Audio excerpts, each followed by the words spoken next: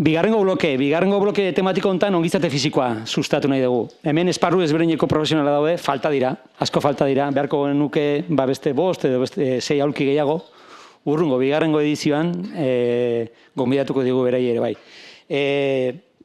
Eskubitik hasitan, urrunetikan aurkezten joango naiz zeintzu dian gure gaurko izlariak. Silvia Lobato, hemen onkologikoan erizaina bezala lan egiten du, eta bera erizaintzaren ikuspegitikan, hitz egingo digu pixka bat, zainketa hoien garrantzia minbizi prozesu ezberdinetan, ezta? Garbine Aizpuru Amunarriz nutrizionista da, Osi Donostialdeko nutrizionista, eskarrik asko gaur etortzeagatik, elikaduraren garrantzia beti bizian, eta baita ere minbiziaren prozesuan. Olatz Etxebeste Sierra fisioterapeuta da, Donostialdeko Osian lan egiten du, rehabilitazio saian, eta bere ondoan Jurgi Zalaika Aramburu dago ere bai, bera ere fisioterapeuta da, berak Deustuko Unibertsitateko irakaslea eta ikerlaria, eta hor bi ikuspegi egongo dira, bat klinika aldetik egiten dana, eta bestea unibertsitate aldetikan datorren apostua fisioterapia onkologikoa izan dadin aukerazko ikasgai bat. Eta horrengo urtera begira, Deustuko Unibertsitatean, ikasgai hori koordinatuko duen irakaslea. Eta azkenik, Jo Madina Beitia Murillo, jardura fisikoan aditua. Denak dakigu ongizate fisikoa sustatzea oso garrantzitsua badakigu, gaixorik egon edo ez egon, askotan galdera izaten da dakigun hori nola egitea, ezta? Eta uste dut, gehiago kostatzen dela, gainetik hori ondo gaudenean horrela gertatzen da, eta ez gaudenean ondo, edo gaixotasun egoera batean gaudenean, minakin gaudenean, ez gaitasunekin gaudenean, psikologikoki ere pixkat hauskorro gaudenean, esatea ondo jan behar degula, esatea ondo loin behar degula, esatea kirola egin behar degula, hori oso horretxa da, baina nik uste galdera dela nola egin, ezta? Baliabide asko dauzkagu, eta ongizate fisiko orokorra hortan laguntzeko, beti kontutan edukita ongizate fisikoa psikologiko hori gabe ez dara posible. Separatu egin ditugu, jarri dugu ongizate psikologiko, baina ongea arlo fisikoa hitz egiten dama guztia leno, eta segurasko orain ere arlo psikologikoa buruz, eta baita arlo sozialari buruz hitz egingo dugu, naizta guk ikuspegi fisikotikan hitz egingo dugu egin bat. Orduan, demora gehiago galdu gabe, Silvia, te cedo la palabra, cuando quieras. Bueno, buenos días a todos. Yo soy Silvia, que soy enfermera aquí en las consultas externas de oncología médica, ¿vale? Hoy os voy a hablar así de manera muy sencillita, porque esto está abierto para todos, del papel que tenemos las enfermeras en estas consultas y también un poquito de los principales efectos secundarios estéticos que tienen los tratamientos sistémicos contra el cáncer. A ver, bueno, esto...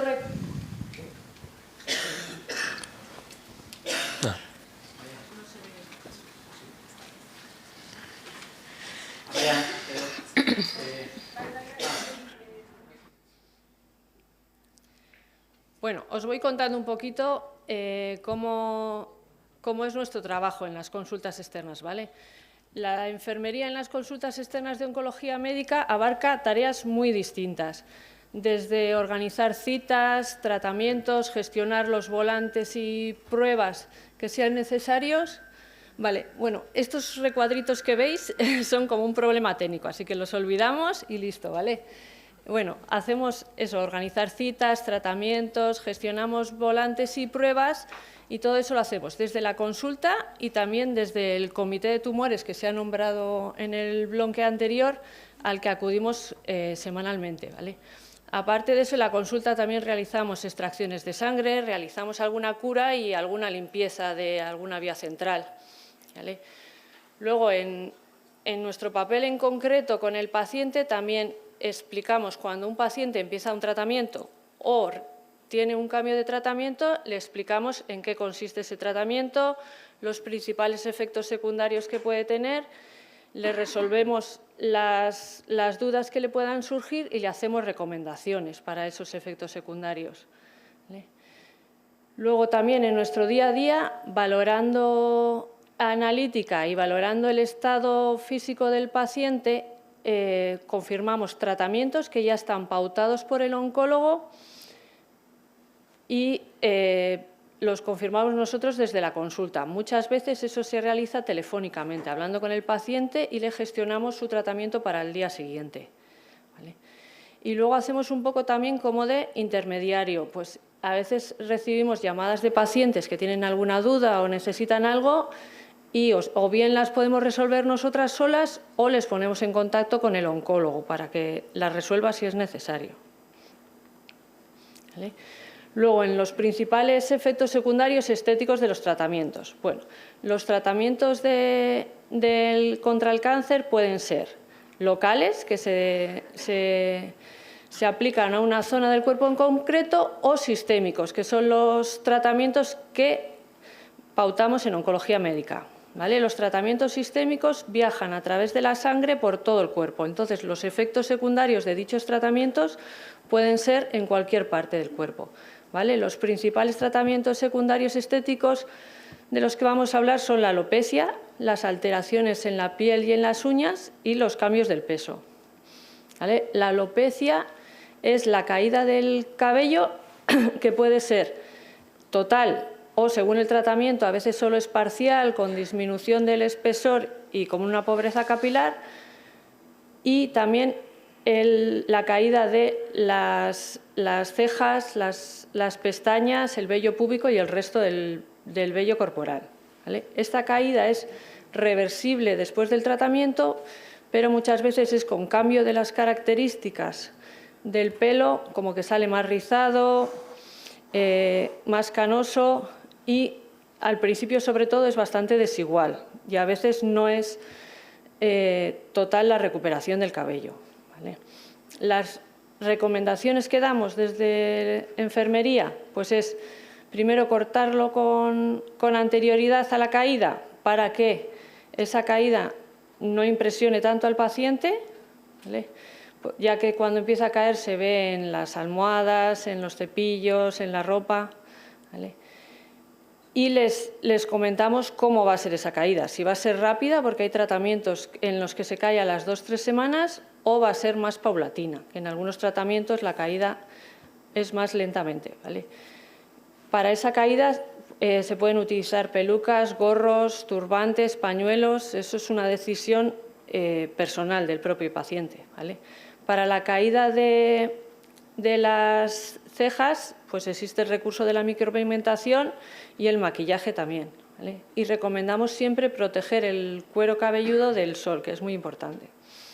Cuando termina el tratamiento y comienza a crecer otra vez el pelo, nuestras recomendaciones son pues no utilizar secador o usarlo con velocidades muy bajitas y aire templado, champús y cepillos que sean suaves, y no utilizar productos químicos agresivos. Se puede volver a teñir, pero siempre intentando que sean los tintes lo más suaves posibles y haciendo una prueba de alergia previa, porque el cuero cabelludo está más sensible. En cuanto a la piel, pues los principales efectos secundarios son la sequedad, la descamación, el enrojecimiento, las manchas, y también puede haber un rash acneiforme y el síndrome de mano-piel. Las recomendaciones generales que damos son hidratación, evitar temperaturas extremas como utilizar agua templada, la protección solar que sea pantalla total, y si se va a estar al sol, pues utilizar sombrillas, gorros o ropa con protección solar. Los jabones que sean neutros y la ropa que no irrite, que principalmente sea de algodón, ¿vale? El rash acneiforme es una erupción que sale con lesiones de tipo acné. Con algunos tratamientos puede pasar y se acompaña con sequedad, descamación, eritema y prurito. El principal tratamiento es médico, pero desde enfermería damos como recomendaciones una buena hidratación, el agua que sea templada con jabones neutros, siempre protección solar, las zonas que estén en contacto con ropa que sea de algodón, y no utilizar maquinillas manuales ni rasuradoras, sino preferir el afeitado eléctrico. El síndrome de mano-pie, que también puede surgir con unos cuantos tratamientos, es en las palmas de las manos y en las plantas de los pies, ¿vale? consta de enrojecimientos, se pueden hinchar, pueden salir ampollas y fisuras. Y todo eso le causa al paciente dolor e incapacidad funcional, con lo cual pues muchas veces no puede apoyar el pie y por lo tanto no puede andar y no puede utilizar las manos. Las recomendaciones que damos desde enfermería es higiene e hidratación, con el agua también que sea templada, evitar temperaturas extremas, no coger cosas muy frías del frigorífico, ¿vale? Y el calzado siempre que sea amplio y cómodo, evitando zonas con hebillas, compresión o rozaduras, tacones muy altos e intentando, si se va a andar mucho, que el calzado no sea nuevo, ¿vale? Que sea calzado que ya conocemos y se ha usado. Mantener el pie al aire el mayor tiempo que sea posible y cuando se van a hacer labores como por ejemplo las de casa, al utilizar los guantes de plástico, usarlos con guantes de algodón debajo. Las alteraciones en las uñas. Pues las uñas se pueden oscurecer, tener cambios de espesor, se vuelven más frágiles y pueden llegar en algunas ocasiones incluso a caerse, ¿vale? También pueden tener inflamaciones e infecciones mucho más fácilmente. Las recomendaciones que damos por parte de enfermería es la hidratación, baños de agua con sal también se pueden dar, mantener las uñas de los pies al aire lo mayor tiempo que se pueda y ya si se infectaran o supuran, pues ya recorrimos a tratamientos médicos, con lo cual nos ponemos en contacto con el oncólogo, ¿vale? El peso, pues el peso en el cáncer siempre tendemos a pensar que disminuye, pero en muchas ocasiones también puede aumentar, ¿vale? La disminución es normalmente por disminución del apetito, por anorexia, ¿vale? Se puede llegar a caquexia, que es una desnutrición global, o a sarcopenia, que es una disminución de la masa muscular generalizada, ¿vale?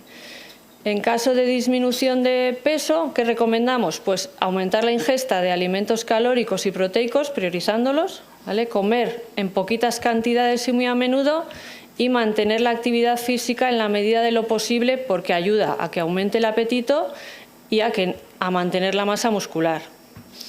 El aumento de peso, ¿por qué? Pues se puede producir por fármacos que solemos pautar como los corticoides o también por disminución de la actividad física, por dolor, por cansancio, por miedo a hacer ejercicio, porque al tener el estado anímico más bajo muchas veces tendemos más a estar en casa, ¿vale? ¿Qué recomendamos? Pues priorizar frutas, verduras, proteínas, evitando alimentos con poco valor nutritivo, con muchas grasas saturadas y azúcares.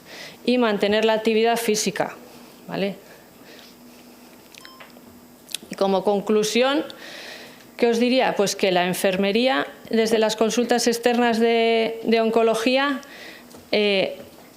por su cercanía al paciente, por ser de fácil acceso y por que es fácil comunicarse con la enfermería de la consulta, aunque los efectos secundarios de los tratamientos muchas veces son inevitables, pues les ayudamos a llevarlos un poquito mejor y realmente es la parte más bonita de nuestro trabajo, ¿vale? Muchas gracias.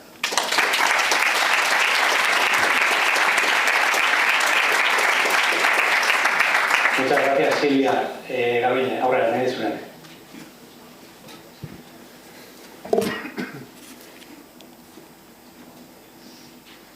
Beste...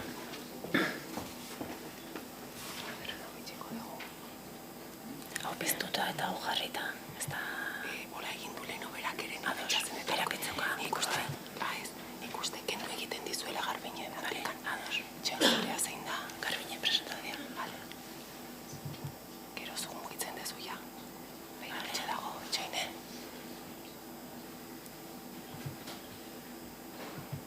Hortxe. Jarri behar da, Pazientzia, ya está, listo. Vale, oso ondo.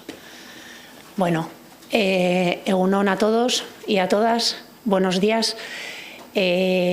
Bueno, yo soy dietista nutricionista y en este caso no suele ser un perfil que veamos a menudo en este tipo de eventos, así que estoy encantada de estar aquí. Nada. Ahí. Lo que os quería decir... voy a cambiar de idioma, perdonar. El plan era hacerlo en euskera, ¿vale? Aunque la presentación esté en castellano. Bueno, entonces, esan nahi nizuena lehenengo gauza da, denok dakigula ez, bale. Bueno, ez da nik erabakiko hasier. Tenéis la ponencia en castellano, todo lo que va a decir está ahí, por hacer un poco, ¿vale? Antes no nos hemos enterado tampoco de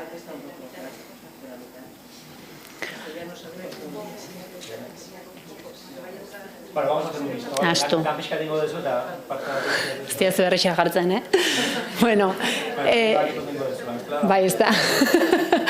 Vale, bueno, entonces, lo primero que quería decir que creo que ya sabemos todos lo importante que es la alimentación para la salud, digamos, ¿no? Y no cabe duda que en una situación de enfermedad todavía más.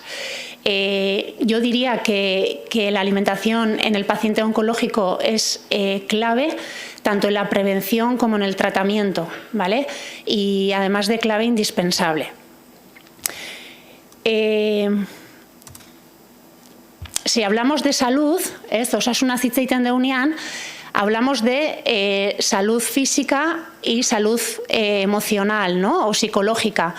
Si miramos o nos fijamos en el programa, pues estamos viendo todos un poco el programa de la jornada, que es una mesa de psicología y la otra mesa salud física.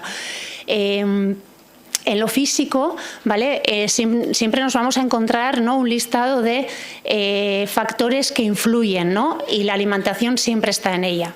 Y además, si buscamos los factores de riesgo, digamos ya enfocados a la enfermedad oncológica, pues ahí también nos vamos a encontrar con la alimentación. ¿Qué situación se nos da en la enfermedad oncológica, ¿no?, para que de alguna manera nos tengamos que preocupar de la alimentación? Y es que la propia enfermedad aumenta el gasto energético, ¿vale?, del organismo. Además, los efectos del tratamiento dificultan el alimentarnos. Hay alteración en la absorción y en la utilización de nutrientes. Y hay disminución de la actividad física, como ha dicho mi compañera, creándose o dándose una situación de pérdida de masa muscular. Y además hay factores emocionales, como ya hemos dicho antes, que influyen en ese apetito, con lo cual se da, digamos, el combo perfecto, ¿vale?, para que el paciente deje de comer. Vale, entonces, la prevalencia, bueno, eso es lo que nos lleva a una situación de desnutrición, ¿vale? Y lo que vemos es que entre el 15 y el 20% de los pacientes tienen algún grado de desnutrición en el diagnóstico de la enfermedad, y ya en estadios más avanzados el 80-90% de los pacientes están en esa situación de desnutrición. Estamos hablando de una desnutrición relacionada con la enfermedad, ¿vale? ¿Cuáles son las consecuencias? Pues sería que hay una peor respuesta al tratamiento, que hay mayor riesgo de complicaciones y que hay un aumento de la mortalidad. Entonces, ¿qué intentamos hacer? Pues lo primero, que el paciente coma, que parece fácil, ¿no?, y sencillo esto, pero llegado el momento se complica muchísimo, ¿vale? Necesitamos que ese paciente esté nutrido. Entonces, tenemos diferentes maneras de hacerlo, ¿vale? Lo ideal sería una alimentación tradicional o oral, ¿no?, es decir, con comida. Hay veces que tenemos que adaptar esa comida, ¿no?, pues por ejemplo en textura o en espesor. Hay muchos aspectos que hay que tener en cuenta. Además, hay situaciones en las que de esta manera no llegamos a cumplir no llegamos a esos requerimientos energéticos ni de nutrientes, y entonces tenemos que suplementar con alimentación o nutrición artificial, ¿no?, pues por ejemplo con los suplementos nutricionales orales. Y tenemos también la alternativa de las ostomías, que serían, ¿no?, pues las gastrostomías, ¿vale? Y si no, ya llegaríamos a la nutrición parenteral, que es donde no queremos llegar, ¿vale? Entonces, como objetivo del tratamiento nutricional, os he puesto estos 6 como los más importantes, que sería evitar o prevenir la carencia de nutrientes, conservar al máximo posible la masa magra, ayudar a mejorar la tolerancia de los tratamientos y disminuir las toxicidades, reducir la astenia o el cansancio, ayudar a proteger la función inmune y ayudar a mejorar la calidad de vida, que es, digamos, el objetivo final. Para ello, ¿qué es lo que utilizamos primero? Ezinezkoa izaiten hasier barkatu nazu, Vale. Si cogemos como referencia el plato saludable, ¿vale?, de la población general, las recomendaciones serían que el 50% de nuestra alimentación fuese a base de frutas y verduras, el 25% a base de alimentos proteicos y el otro 25% a base de hidratos de carbono, que serían cereales y tubérculos, ¿vale? Entonces, en este caso, en este tipo de pacientes, cuando tenemos esta situación de desnutrición, vamos a cambiar las proporciones del plato. Es decir, vamos a intentar ingerir lo mismo de frutas y verduras que de alimentos proteicos y hidratos de carbono, ¿vale? De esa manera vamos a conseguir mayor densidad nutritiva. Vale, ¿cómo lo hacemos? Tenemos diferentes maneras, pero una de ellas podría ser enriqueciendo cada plato o cada alimento que estamos habituados a comer en nuestra normalidad, enriquecerlo con un plus, ¿vale? Por ejemplo, una crema de verduras o un puré de verduras, que en sí solo, si lleva algo de patata, podría tener algo más de energía, pero no es algo denso a nivel calórico o energético, ¿sí? Podríamos enriquecerlo pues con nata o con leche en polvo para que sea algo más denso, ¿vale? Hay otros platos, otros alimentos que en sí son nutritivos, con lo cual no haría tanta falta enriqueceros, ¿vale? Y tenemos la opción de el aporte o el enriquecer con el mayor aporte proteico en la siguiente tabla, que os la pongo también un poco con la misma idea. Es decir, se puede comer ensalada, no es que la ensalada sea mala de repente, pero esa ensalada igual tiene que llevar un poco menos de vegetales, ¿vale? Y que lleve frutos secos, o que lleve huevo, o que lleve algún lácteo, como por ejemplo un queso, ¿vale? ¿De acuerdo? De esa manera vamos a conseguir mejor equilibrio, ¿vale?, a lo largo del día. Y luego la última opción sería lo que os decía al principio, ¿vale?, la nutrición artificial mediante suplementos o sondas, ostomías, o la nutrición parenteral, ¿vale?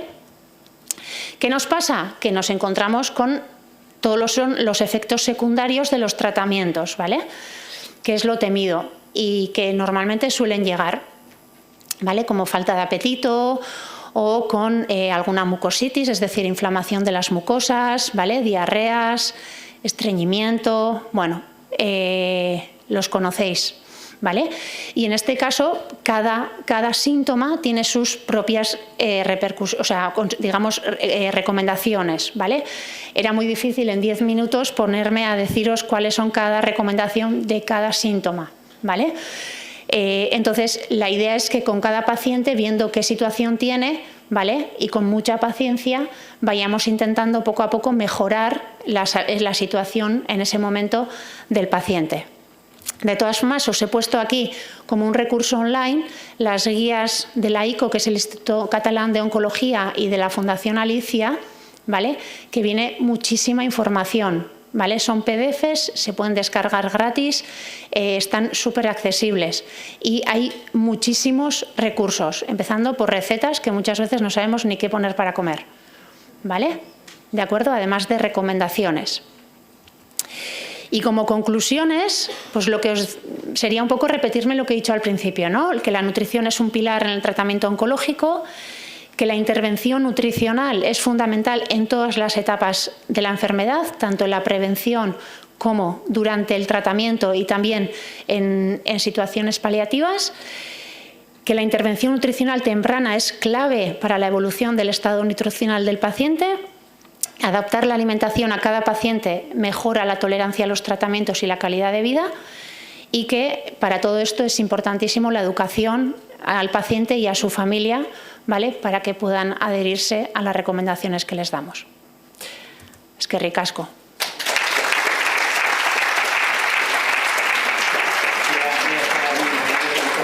Eskertzen dizut eta demoran ere bai zorrotz oso ondo. Bueno, Latz, zure txanda da, bale? Aurrera, nahi dezunean.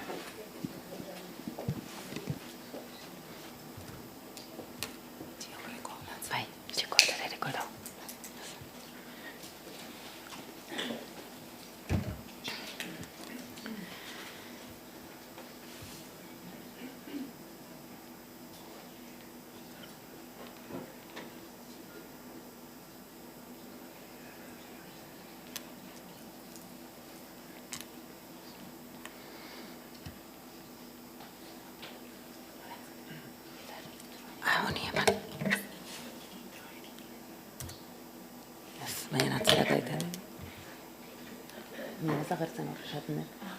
Osea...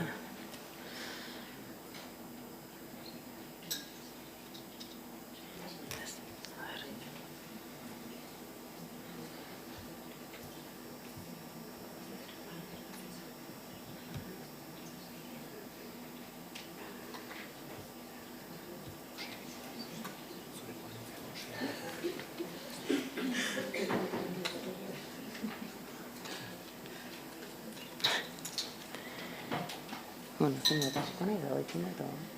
Sí, vale. Ez ez ja, bai. Ez da, zei. Bertsoa ez de kantatuko, porque euskara nire txan esango dute, oso hasi kantatzen dutela ez dela. Itxabaten dugu pixkatxo bat, barkatu era ospena eta berjartzen duten orkesten... Hau bai, hau badoa, ez dena hor ikusten da hor. Bitartean, matematek galderatxo matematen nahi du egin, aurreratu dezakegu. Orain arte itxin dugunari buruz. Birikak zengo dauzkazu. Ni supergon. Venga, bai oso, bai. Ez, garbinentzako, nahi nu jakin, aber zenbat zeaten nutrizionista ekipoan, eta benetan aber zenbat paziente onkologiko iristean zuen zerbitzuta. Gure elkartean mentzagienak, azkenean zerbitzu pribatuta jogar dute, justo zuen denen arloan. Osea, perdón, bai. Entzute Bai, azkenen oizan galdera. O sea, a ver, el equipo de nutricionistas, ¿cuántas son? Y a ver, ¿a cuántas pueden asistir? Porque en nuestro caso, en nuestra asociación, casi todas van a servicio privado. O sea, pagan un nutricionista privado. Entonces, es súper interesante y es súper imprescindible que estés aquí, pero de verdad sería súper imprescindible que pudieras llegar. O sea, a todos no te podemos dividir. Bueno, llevo 7 meses en el hospital, ¿vale? Para mí esto, vamos, me puedo estar emocional, quiero decir, llevo 20 años esperando poder tener esta oportunidad, ¿vale? Estamos ahora mismo 2 nutricionistas porque la persona que vino a sustituir mis vacaciones se ha quedado, con lo cual, y espero que así sea, estamos en el servicio de farmacia, ¿vale? Pero en este caso solo atendemos por ahora a los pacientes hospitalizados, ¿vale?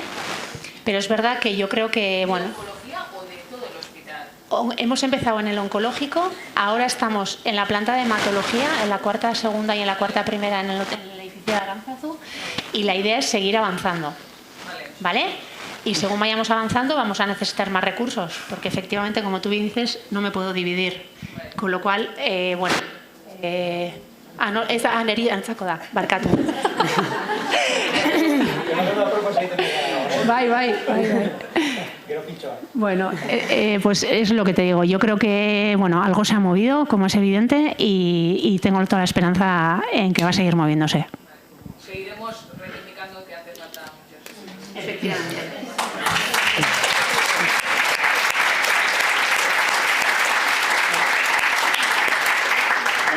Oso eskarrik asko de su paciencia gallega. Vale, bueno. Ven, marcha. Vale, yo soy Olatz Etxebeste, soy fisioterapeuta de Osakidetza, de la OSI Donostialdea. He trabajado durante muchos años en el hospital y ahora estoy en el ambulatorio de Amaraberri. Y he venido un poco a hablar del ejercicio terapéutico y la intervención que hace la fisioterapia en el proceso oncológico.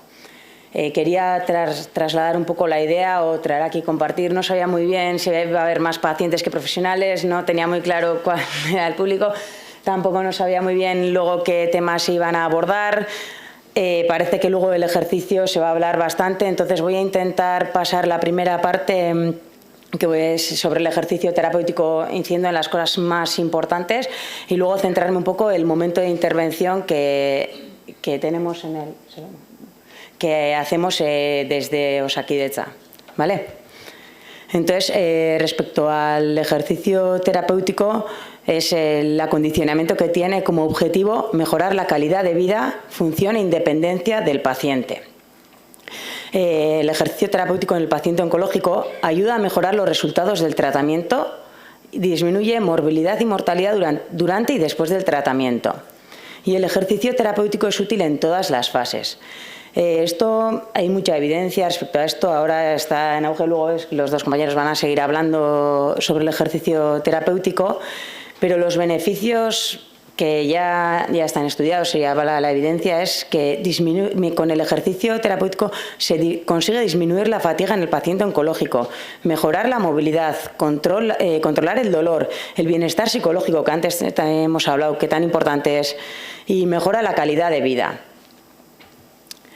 Un poco me he metido en esta diapositiva, quería aclarar, se ha hablado, ¿no?, de lo que supone el proceso oncológico y de los efectos que trae todas las intervenciones, tratamientos que hay sobre el paciente oncológico. Claramente se prevé un deterioro funcional con el propio proceso y con el tratamiento que se plantea con estos pacientes. Y antes Alazne también ha comentado, ¿no?, pues que el paciente oncológico tiene tratamientos, tiene efectos secundarios, tiene muchas cosas que a la hora de prescribir el ejercicio, a la hora de plantear el ejercicio, tenemos que tener en cuenta.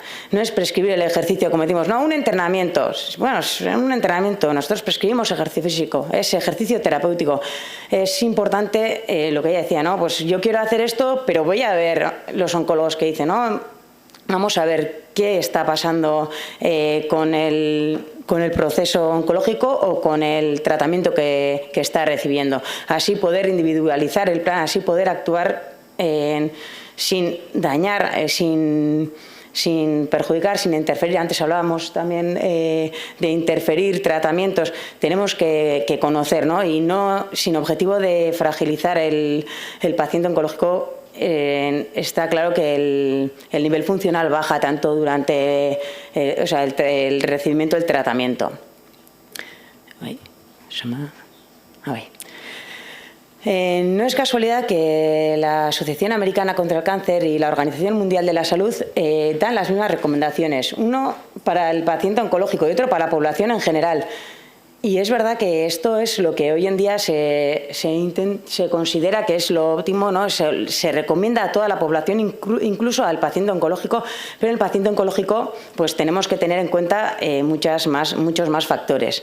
Y hablamos de una recomendación, no sé si luego ellos van a meterse en esto, pero decir las cifras así, que es combinación entre ejercicio aeróbico y fuerza. La fuerza se recomienda 2-3 días a la semana y el ejercicio aeróbico, si es de intensidad moderada, hablamos entre 150 a 300 minutos a la semana, y si es de intensidad vigorosa hablamos entre 75 a 150 minutos a la semana. Y bueno, como luego esto ya lo van a profundizar, quiero exponer un poquito el momento de intervención que tiene la fisioterapia en el proceso oncológico. Voy a dividirlo en las 3 fases, que sería la prehabilitación, la perintervención o los cuidados. Vale. La prehabilitación es la fase desde el diagnóstico hasta una intervención, un tratamiento, bien sea quirúrgico, bien sea una quimioterapia. Y en este periodo se puede pronosticar el probable deterioro y trabajar para llegar en mejor estado posible y poder afrontar de la mejor manera posible los efectos adversos que el tratamiento conlleve. Vale, aquí no me quiero liar mucho, pero quiero que miréis la línea azul y la línea morada. El principio de la tabla es el momento del diagnóstico. Si nosotros no actuamos desde el diagnóstico hasta la intervención, el estado físico, el estado funcional es el mismo, que sería la línea morada. Cuando hay una intervención, un tratamiento, la capacidad funcional disminuye y luego se va recuperando. Hay una disminución de la función y luego se recupera. Sin embargo, la línea azul, la azul clarita de arriba, nos indica lo que podemos conseguir con un programa de prehabilitación. Si desde el momento del diagnóstico hasta el momento de intervención conseguimos mejorar la capacidad funcional del paciente, a pesar de que luego sí que va a haber un deterioro como consecuencia de tratamiento de intervención quirúrgica, al final después de la recuperación está en mejor estado funcional que si no ha recibido o si no ha participado en este programa de prehabilitación. ¿Y en qué consistiría un programa de prehabilitación? Nosotros, a nivel de centro de salud, en los ambulatorios, hacemos una preparación física y funcional. Vale, trabajamos con pacientes que pueden tener una cirugía torácica, una cirugía de esófago, y el plan que tenemos es entrenamiento aeróbico 3 días a la semana, entrenamiento de la fuerza, 2 de ellos se hace aeróbico más fuerza, y el tercer día del aeróbico se hace con ejercicios respiratorios. Se les enseña a hacer los ejercicios respiratorios que después de la intervención quirúrgica van a tener que hacer. Es lo que antes también se ha comentado, ¿no? El saber qué plan hay, el saber qué se va a hacer, ayuda al paciente, ¿no?, a estar más tranquilo. Y no es lo mismo después de una cirugía estar en un despertar y que venga un fisioterapeuta a enseñarte unos ejercicios nuevos, o que venga el fisioterapeuta a decirte, ¿te acuerdas cómo has aprendido estos ejercicios en el ambulatorio? Ahora los vamos a poner en marcha. Esto facilita mucho cómo acepta el paciente el ejercicio. Ya lo conoce, ya lo sabe, ya lo ha practicado, y es mucho más fácil y con mejores resultados. También se le da información sobre el proceso, se le informa que luego después de la cirugía va a acudir un compañero en el hospital que le va a ayudar, y todo eso le tranquiliza, el tener el plan y el saber lo que va a pasar. Y también se juntan en grupos, hacemos igual en grupos de 3 personas, y ellos mismos se juntan, y eso también ayuda.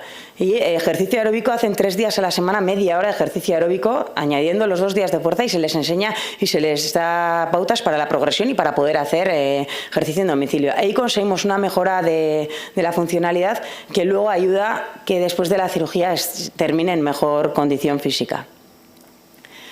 La otra fase que he comentado, en la que interviene la fisioterapia, es la perintervención. Vale, ahí se abordan aspectos que pueden causar un deterioro en la capacidad funcional y en la calidad de vida del paciente. Vale. En una cirugía, una intervención quirúrgica, ya sea cirugía torácica, una linfadenectomía, son momentos en los que el fisioterapeuta puede ayudar. Antes hablábamos que el fisioterapeuta, además de todo lo físico, también trabaja en lo educacional, también enseña, ¿no?, qué ejercicios puedes hacer, qué es una linfadenectomía, qué te han hecho, qué supone esto, qué te debería de llamar la atención, en qué consideramos que puede ser motivo de acudir al médico o algo de alerta.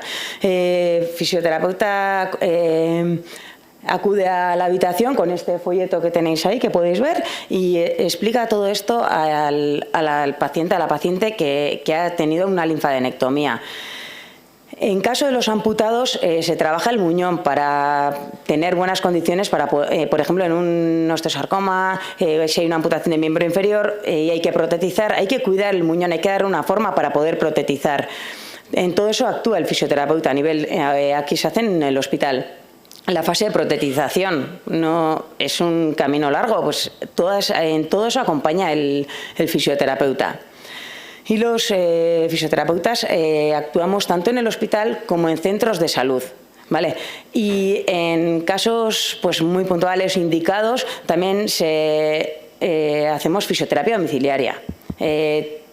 Yo tengo la suerte de hacer fisioterapia domiciliaria y trabajo con paciente pediátrico, con paciente adulto, y bueno, es también un recurso que igual no se conoce. Es verdad que son indicaciones muy puntuales, pero en centro de salud también trabajamos tanto pediátrico como adulto, y todo esto he querido pues también traerlo para que lo conozcáis, para que sepáis que esto existe. Respecto a los cuidados, el objetivo ya en esta fase, ya que ha pasado la fase de intervención, es el objetivo minimizar los efectos ya a medio y largo plazo, ¿vale? Porque el proceso oncológico ha dejado efectos en el paciente, y ahí tanto el proceso oncológico como los tratamientos, y ahí queremos disminuir el impacto que le puede suponer en la calidad de vida. Nosotros trabajamos mucho cara a la función, ¿vale? Y mejorar la funcionalidad lo hacemos con el objetivo de mejorar la calidad de vida, ¿vale?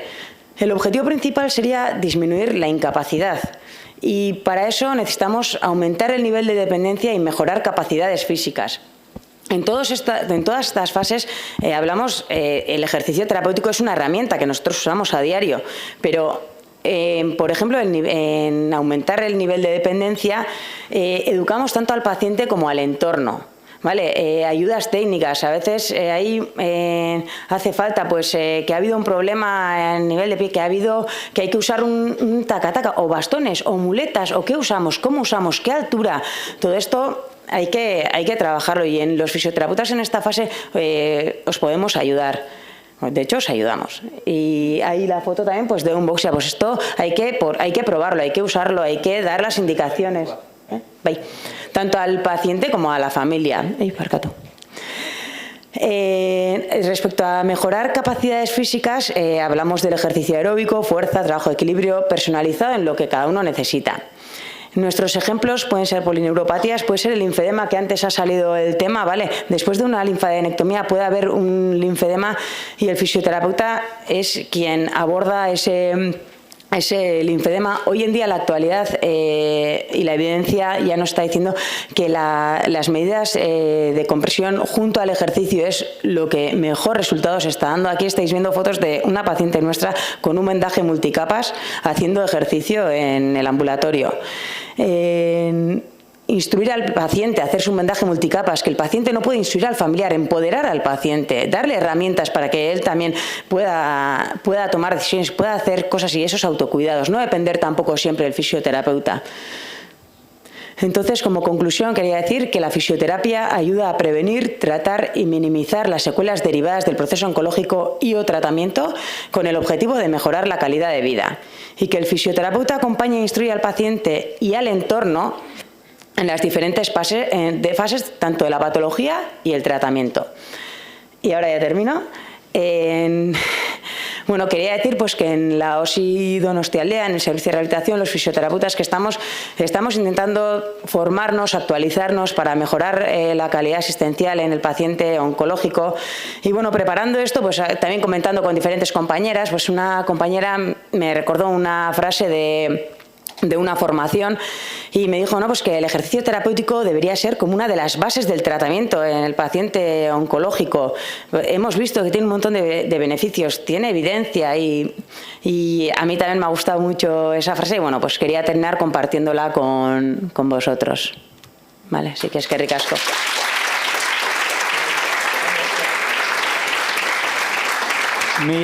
Mi esker olatz eta Jurgi aurrean edezunean.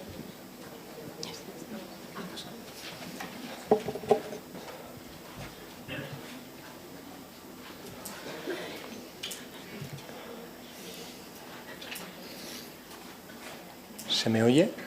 ¿Se oye con este micro? ¿Sí? ¿Sí, no? ¿Sí, ¿sí no? ¿Sí? Bueno, sí se oye, ¿no? Ahí. Es que yo vengo del ámbito universitario, entonces, primero de todo, me voy a decir que me encanta, me complace ver gente cogiendo apuntes. Eso, digamos, que es lo que más me ha chocado, ¿no? Pero bueno, voy a hacer un poco un cambio de registro, porque aquí mis compañeras pues ya han hablado de largo y tendido del ámbito hospitalario, entonces yo os voy a hablar un poquito más del ámbito académico. ¿Sí? Yo soy Jurgi Zulaika, pertenezco al Departamento de Fisioterapia de la Universidad de Deusto, y hablo así de rápido porque luego me van a empezar a decir que voy mal de tiempo. ¿Sí? Entonces, bueno, simplemente os voy a presentar unos números que no me voy a detener mucho en ellos, pero esto es básicamente cuántos cánceres se diagnostican. Estos son en 5 años, ¿no? Pero ¿qué es lo que nos tenemos que quedar aquí? Estos son hombres y mujeres en la Comunidad Autónoma Vasca, pero lo que nos tenemos que quedar aquí es que a partir de los 60 años la incidencia del cáncer, el número de cánceres que se diagnostican anualmente crecen exponencialmente.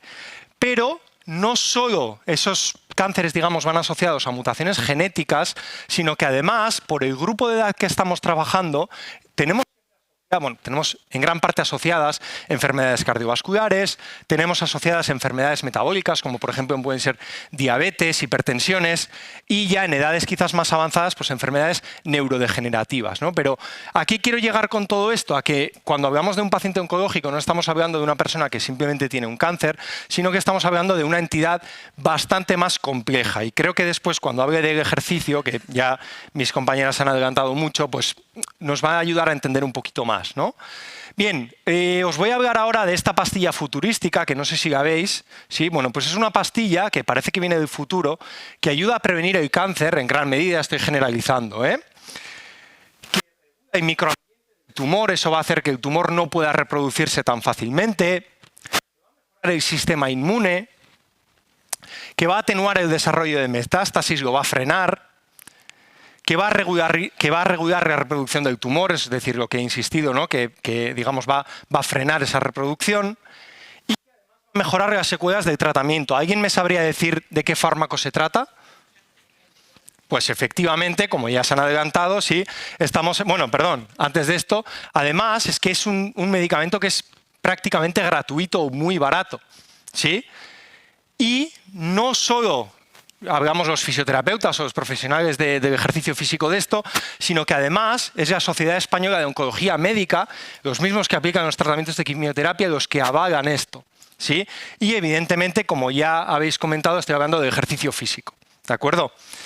Bien, aquí os presento otra vez unos números que paso muy rápido, ¿sí? Que prácticamente en mujeres podemos hablar de que más del 50% de los cánceres son o cáncer de mama o cáncer colorectal o cáncer de pulmón, y en hombre también estaríamos hablando de próstata, pulmón y colorectal.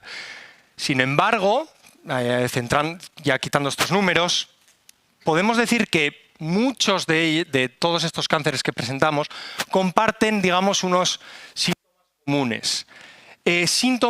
Signos y síntomas de los cuales el ejercicio terapéutico podría ser, digamos, un tratamiento efectivo para mitigar estos síntomas. Si hay pacientes aquí, decidme quién de vosotras no ha sentido pues, ansiedad, síntomas depresivos, fatiga, náuseas, problemas en el sueño, cardiotoxicidad, dolor, linfedema. ¿Sí? Bueno, pues el ejercicio puede ayudar en todos ellos. Pero no solo eso, y quizás lo más importante, y son aspectos que ya han salido, pero que creo que es importante que remarquemos, porque tanto en la mesa psicológica como en la mesa ahora de bienestar, mejoran la calidad de vida, que es al final lo que más nos interesa en el paciente, ¿no?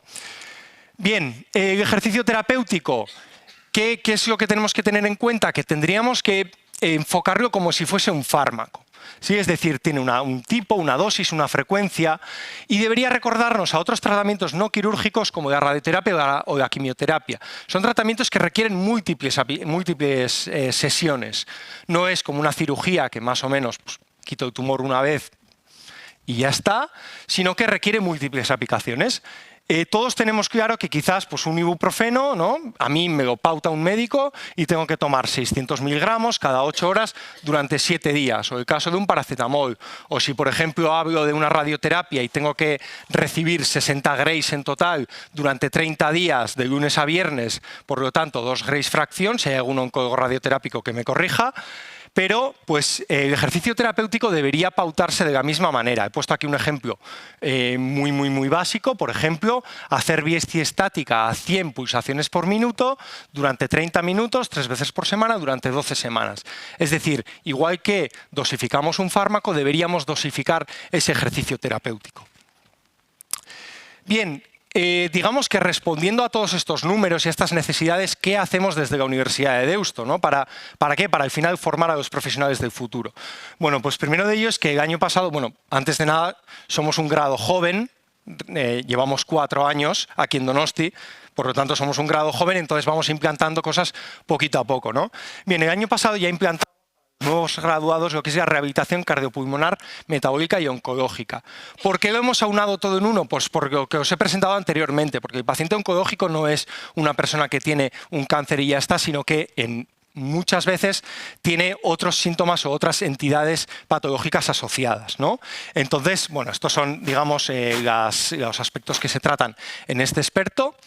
Pero lo que me complace, y quizás por eso estoy aquí, es que a partir del curso que viene soy el promotor, digamos, de la asignatura dentro del grado, es decir, de fisioterapeutas que todavía no se han graduado, que están en formación, de la asignatura de fisioterapia oncológica.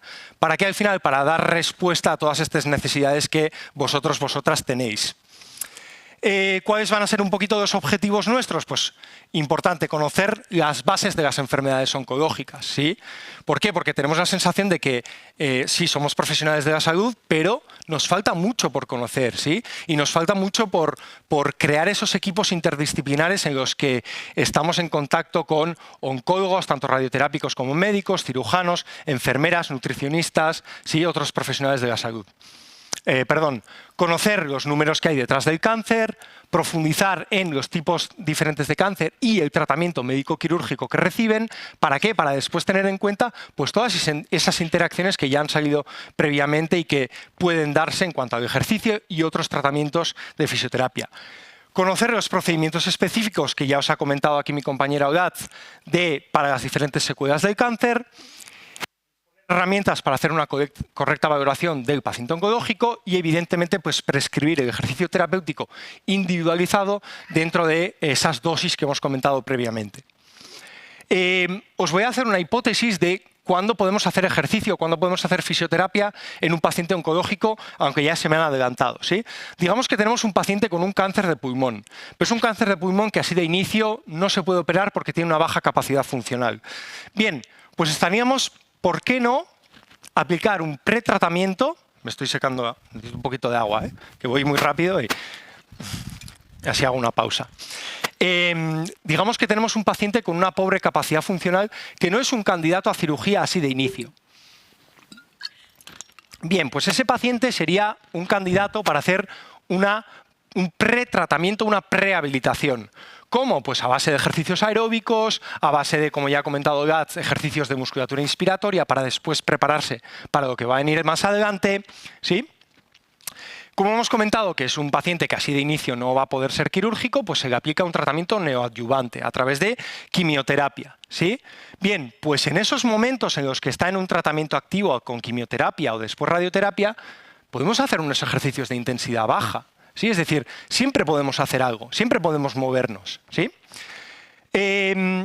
Digamos que después vamos a tener unos momentos de descanso entre una quimioterapia y una cirugía, ¿vale? En los que, ¿por qué no? Podemos meter, siempre teniendo en cuenta el paciente como individuo y la sintomatología del paciente y el momento del paciente, sí, pero podemos volver a intentar recuperar un poquito lo que es esa capacidad funcional del paciente, ejercicios de fuerza, ejercicios aeróbicos, ¿sí?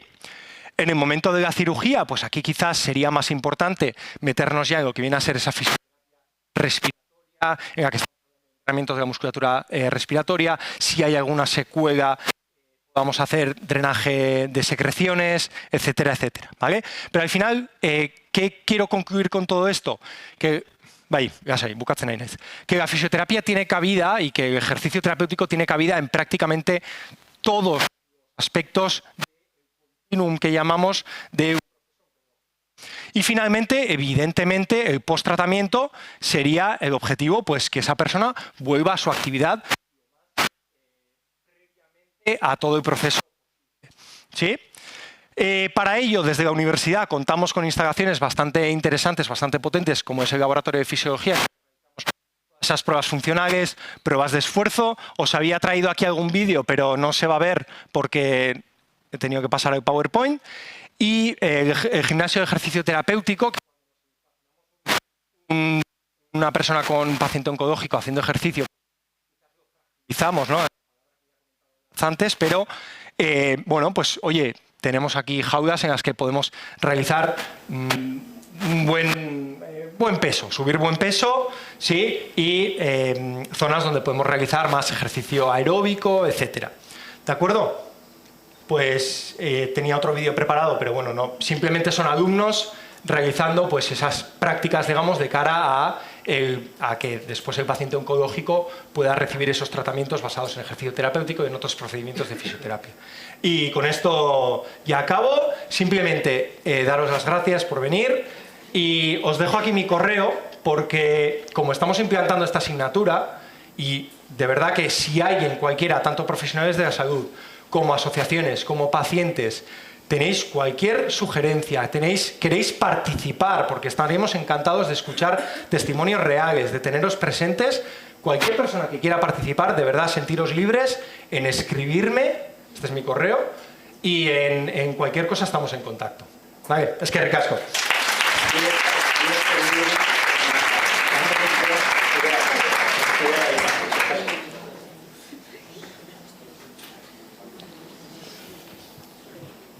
Qué velocidad.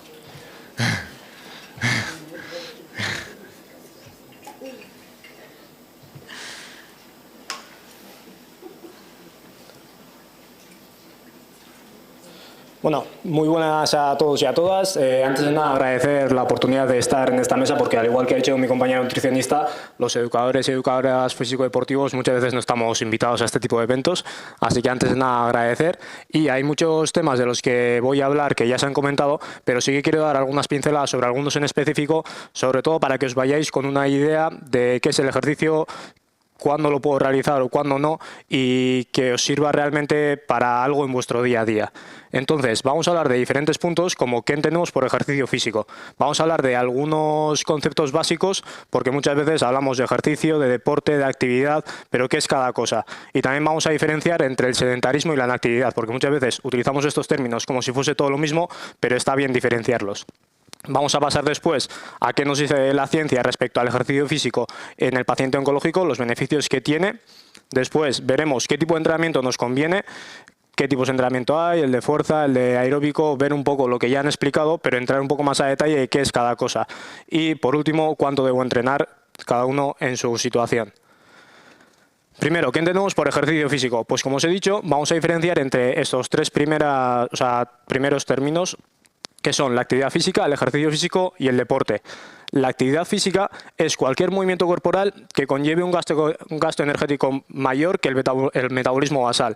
El metabolismo basal es la energía que necesita nuestro cuerpo para sobrevivir. O sea, nosotros en el momento en el que estamos sentados, nuestro corazón sigue latiendo, nuestros pulmones siguen respirando y necesitamos una energía para ello. Entonces, cualquier movimiento que sea mayor a ese gasto metabólico será actividad física. Puede ser subir a las escaleras, ir a comprar el pan, cualquier movimiento va a ser actividad física. Luego veremos algunos ejemplos. El ejercicio físico es un término más específico que la actividad, porque es una actividad, pero tiene que estar estructurada, planificada, tiene que ser repetitiva en el tiempo y realizada con una meta para mejorar o desarrollar alguna de las capacidades físicas básicas. Esto puede ser para mejorar la fuerza, la capacidad cardiorrespiratoria, la flexibilidad y, por último, el deporte. A lo que todos llamamos deporte, realmente deporte es aquella actividad física que involucra una serie de reglas o normas y normalmente suele estar asociada a una competición, suele estar institucionalizada y, bueno, es lo típico que conocemos como el fútbol, el balonmano y demás. Entonces, vamos a ver algunos ejemplos. Si os digo que yo, por ejemplo, entreno con mi equipo a balonmano 3 días a la semana y nos preparamos para poder jugar el fin de semana, ¿qué sería? Deporte, actividad física, ejercicio, deporte, eso es. Si entreno 4 días a la semana en el gimnasio para mejorar mi fuerza, ¿qué sería? ¿Actividad física o ejercicio físico? Eso es. Y por último, si hacemos la compra, subimos escaleras, tareas domésticas como fregar, limpiar cristales o lo que sea, todo esto sería actividad física, eso es. Vale. Siguiente, vamos a diferenciar entre sedentarismo e inactividad. Sedentarismo es cuando realizamos actividades con un gasto energético muy bajo durante el tiempo de vigilia o durante el tiempo que estamos despiertos. Esto es, vosotros ahora mismo estáis en un estado de reposo, no tenéis ningún estresor, estáis tranquilamente, entonces estaríamos en un estado sedentario. ¿Pero a qué nos referimos cuando una persona es sedentaria? Cuando pasa la mayor parte del día en este estado, ya sea sentado, puede ser viendo la tele, leyendo un libro o incluso trabajando. Y la inactividad, por lo contrario, es cuando no realizamos suficiente actividad física para llegar a las recomendaciones que ya han comentado los compañeros sobre la Organización Mundial de la Salud. Cuando no llegamos a esos 150 minutos de actividad física moderada o 75 de vigorosa o a esos 2-3 días de fuerza, cuando no cumplimos con esas pautas, somos unas personas inactivas. Es mucho más sencillo si lo vemos con un par de ejemplos. Por ejemplo, Anne entrena 5 días a la semana, de los cuales 2 sale a correr, 3 entrena en el gimnasio y mejora su fuerza muscular así. Aparte, trabaja en una oficina la mayor parte del día y entre sus hobbies suele estar ver series o películas. Vale, sabemos que Anne, 5 días a la semana, echémosle que 2 días sale a correr durante 40 minutos. Y luego los otros 3 en el gimnasio está hora y media. Cumple con esos 150 minutos y con esos días de fuerza que ya hemos comentado, pero el resto del día se lo pasa o trabajando en la oficina o viendo pelis o series. Entonces sería una persona sedentaria, porque a pesar de ser activa, porque cumple con esas recomendaciones, el resto del día está en un estado sedentario. Es sencillo si lo entendemos como ese entrenamiento he terminado fulminado, o sea, ha sido un entrenamiento de la leche, está 1 hora, vale, pero el resto de horas que tiene el día, si quitamos las 8 que estamos durmiendo supuestamente, nos quedan 15 horas en las que no hemos hecho absolutamente nada. Por eso nos referimos a que esa persona es sedentaria. Y por lo contrario, una persona inactiva sería, por ejemplo, Koldo, que trabaja en un bar muy frecuentado por la gente y trabaja más o menos 10 horas al día. de esas 10 horas llega después a casa y no tiene ganas de hacer nada. O sea, no va al gimnasio ni hace nada por el estilo. Entonces, ¿Koldo es una persona inactiva? No, porque la mayor parte del día se la pasa moviendo. Está de un lado a otro, está trabajando en un bar, está con los clientes, o sea, está siempre moviéndose, pero luego no cumple con esas recomendaciones de la Organización Mundial de la Salud que hemos comentado. Luego, si tenéis cualquier pregunta, la hacéis sin problema, ¿eh? Entonces, ¿qué nos dice la ciencia al respecto? Pues hay muchos puntos que ya nos han comentado, como que reduce la fatiga, ese cansancio que sentimos y que por mucho que descansemos no se nos pasa, aumenta el tejido muscular. Voy a pasar un poco rápido esto porque son muchas cosas de las que ya han comentado, pero sobre todo me quería quedar con estas tres, que mejora la calidad de vida. Como han dicho, al final, si nosotros en nuestro día a día estamos menos fatigados, también un punto importante que con algunos tipos de tratamientos hay un dolor articular. Ese dolor articular con el ejercicio se puede mejorar. Al final, cuando mejor nos sentimos, supongo que habréis comentado también en el primer bloque, ya lo siento por no haber podido estar, cuando mejor estamos nosotros mismos, mejor nos sentimos y mejor calidad de vida tenemos. Luego también un punto importante que limita la toxicidad de la quimioterapia y aumenta la tolerancia a esta. Cuanto mejor llevemos todo el proceso, más fácil va a ser todo. Y también un punto, el más importante diría, que aumenta la supervivencia. Para seguir un poco con el tema del entrenamiento, sabemos que hay 1000 tipos de entrenamientos y cada día se pone uno de moda y cada día hay más. Entonces, ¿qué tipo de entrenamiento me conviene? Pues vamos a ver de esos ejercicios que ya han explicado, como el cardiovascular, el de fuerza y demás, qué es cada cosa. El ejercicio cardiovascular lo podemos entender como esos movimientos repetitivos que aumentan de manera progresiva nuestra frecuencia cardíaca. Estos ejercicios pueden ser sin impacto, en los que no hay un contacto con el suelo o nuestro peso no se sujeta sobre nuestras piernas. Puede ser, por ejemplo, el andar en bicicleta, el hacer remo, nadar. Estos son ejercicios cardiovasculares, pero sin impacto. Y luego tenemos los de impacto, en los que nuestro peso se soporta sobre las piernas, como puede ser caminar, correr, saltar, bailar. En estos ya también sería un ejercicio cardiovascular, pero de impacto. Después, los de fuerza. Es cuando nuestros músculos tienen que movilizar una resistencia externa o nuestro propio peso.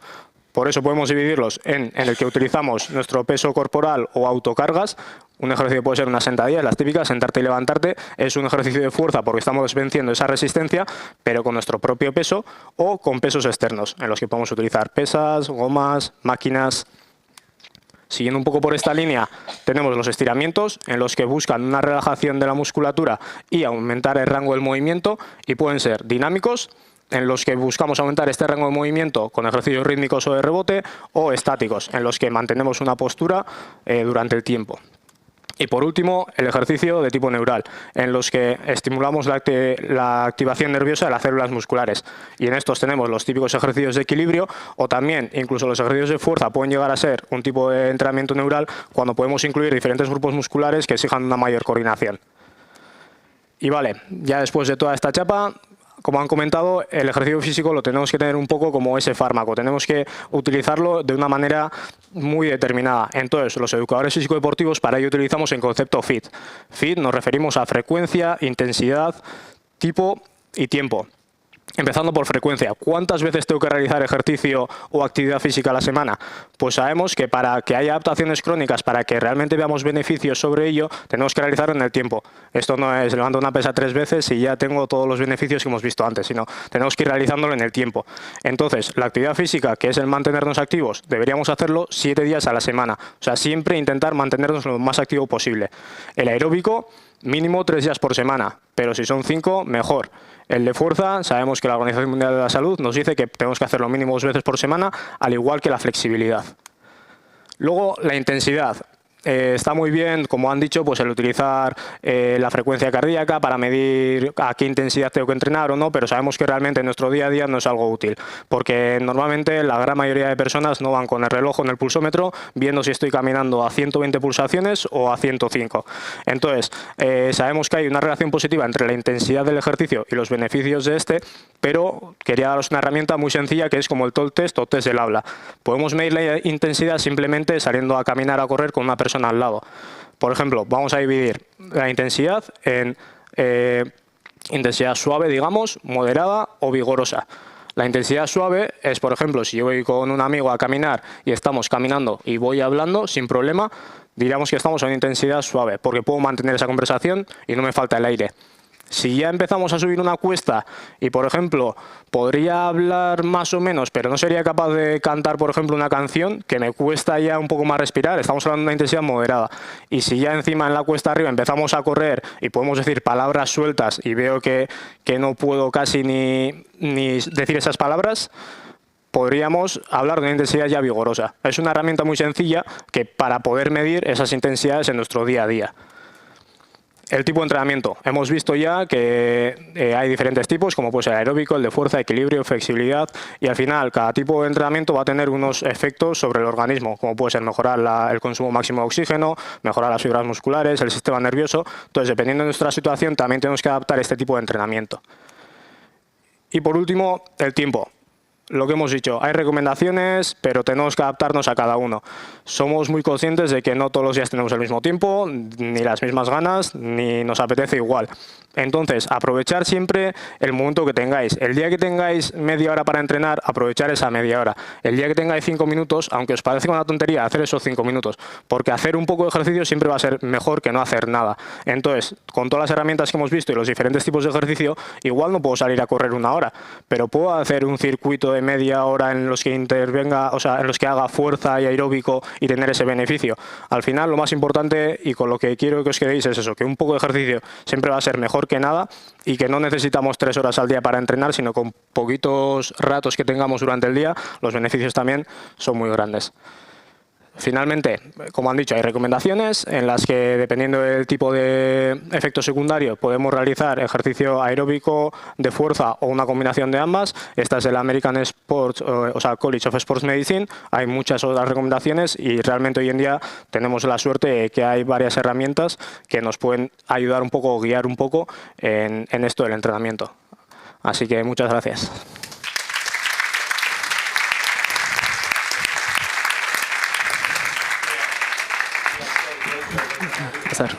Demora ondo errespetatzagatik.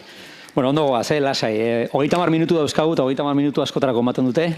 Ordua aterritan bukatuko du puntuan, seguru. Eta agian ez dituta inbeste galdera egin behar txanda hontan. Baina, bueno, bai galdera batzuk egiten hasiko naiz, eta lehenengo galdera Silviarentzako izango da. Silvia, la primera pregunta va a ser para ti. Decías que quizás una de las características del trabajo de enfermería es la cercanía con la persona, con el paciente, ¿no?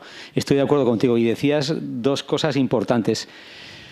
Una, tomarte el tiempo para poder explicar los efectos secundarios de los tratamientos, ¿no? Porque no digo que no se hagan desde la consulta al oncólogo, pero a veces por la falta de tiempo a lo mejor no se le da el tiempo necesario a eso, y qué importante es desde el principio explicar que lo que está tomando el paciente pues va a generar una serie de efectos secundarios, ¿no? Y explicárselo de una manera pues, pedagógica, de una manera tranquila, ¿no?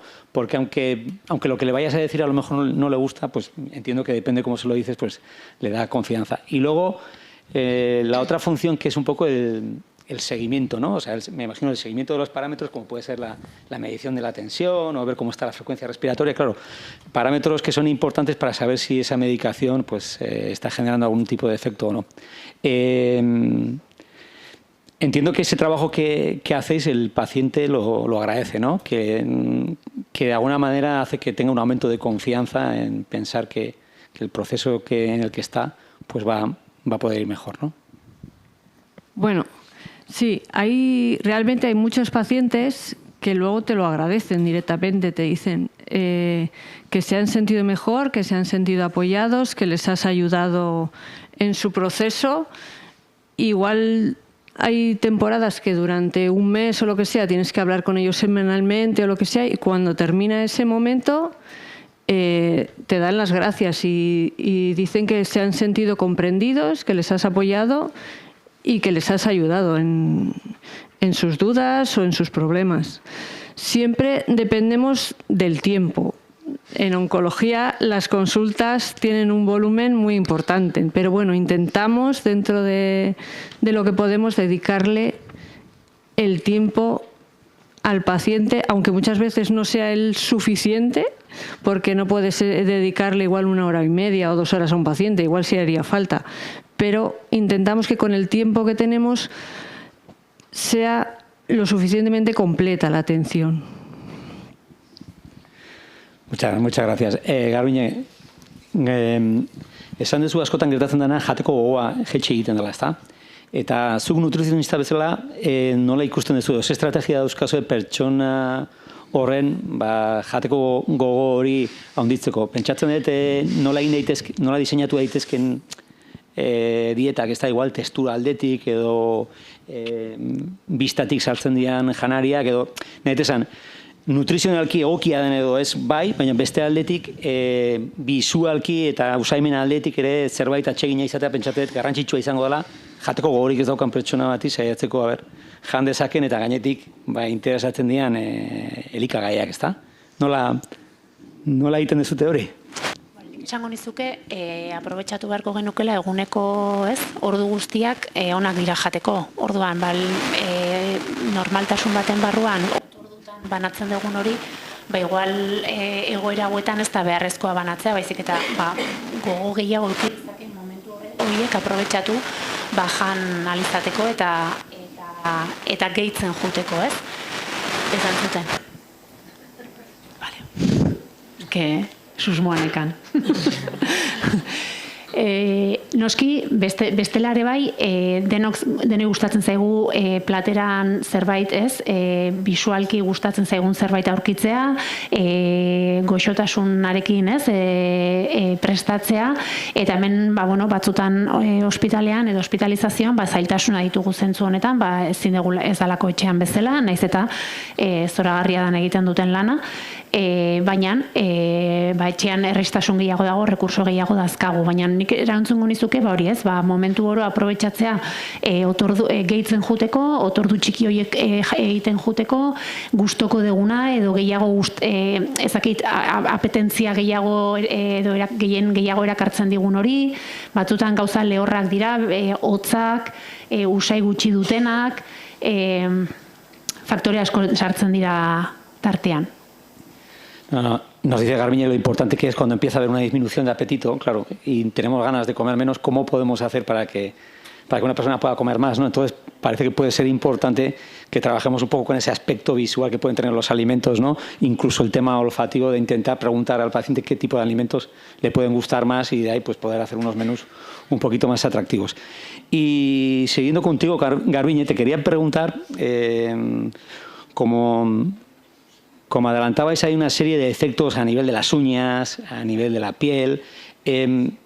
Aparte de las recomendaciones nutricionales que dais de los alimentos que interesa incluir en el menú, está el otro tema que son las suplementaciones nutricionales, ¿no? Que me imagino que en algunos momentos, como una de las consecuencias de la quimio y otros tratamientos es a veces la falta de absorción de los nutrientes y interesa igual también pues el poder prescribir otro tipo de suplementos, ¿no? para que puedan absorberse mejor.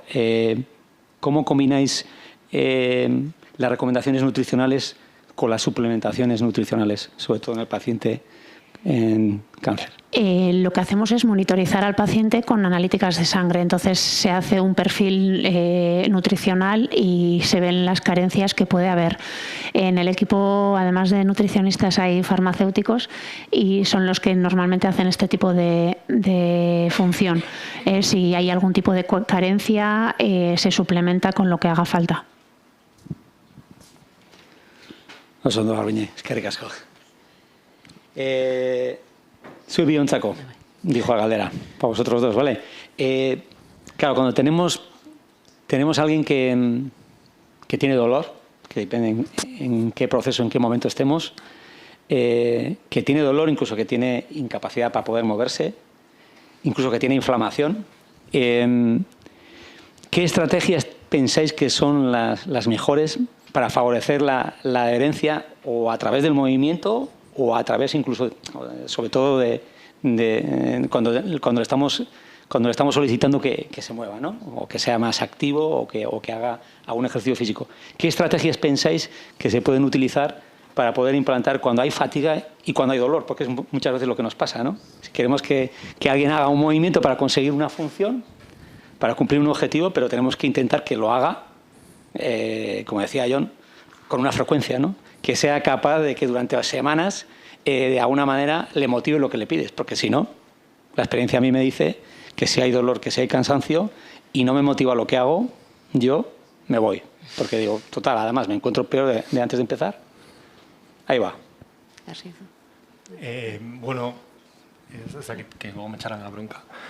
Bueno, yo lo primero que diría es que en cualquier paciente con dolor, sea oncológico o no, y hablando un poquito de que has comentado de la terapia del movimiento, lo primero sería adaptar el movimiento. Es decir, si John, por ejemplo, nos ha prescrito que hagamos un curl de bíceps, que hagamos, ¿no?, un movimiento de este estilo, pero a mí hacer el rango completo me duele, como bien ha dicho él, es mejor hacer poco que no hacer nada. Por lo tanto, lo primero yo creo que sería adaptar ese mismo movimiento a, por ejemplo, un rango en el que no le genere dolor al paciente. Es decir, siempre tenemos que intentar, uno, buscar fórmulas que nos funcionen a todos, pero dos, intentar individualizar a cada paciente. Y en este caso puede ser, por ejemplo, yo voy a hablar desde la terapia de movimiento o desde el ejercicio, pues intentar adaptar ese gesto deportivo, digamos, o ese gesto de ejercicio a un rango de movimiento en el que no le genere dolor al paciente. Por ejemplo, eso podría ser una estrategia para combatir ese dolor. Luego también hablando de la fatiga, ha comentado también John que no poco es más que nada. Hasta 2018 se recomendaban franjas mínimas de 10 minutos de ejercicio. Eso ya quedó obsoleto. Ahora cualquier cosa puede sumar. Vale, cualquier cosa suma. Entonces, que aunque lo que ha dicho el que piensas que no estás haciendo nada, ahí sumas. No hace falta llegar a un punto en el que el ejercicio que he hecho me esté trayendo consecuencias negativas a nivel funcional, a nivel de mi bienestar, y de poco a poco sumar todo, ir sumando poco a poco para poder llegar a estos mínimos recomendados y para poder tener los beneficios del ejercicio sin tener las consecuencias que nos puede traer nuestro estado, tanto de fatiga, dolor o diferentes momentos, procesos que podamos estar viviendo. A ver, galdetu beste, bai, No sé si aclarado. Aprobado. Si queréis que aclaremos algo más.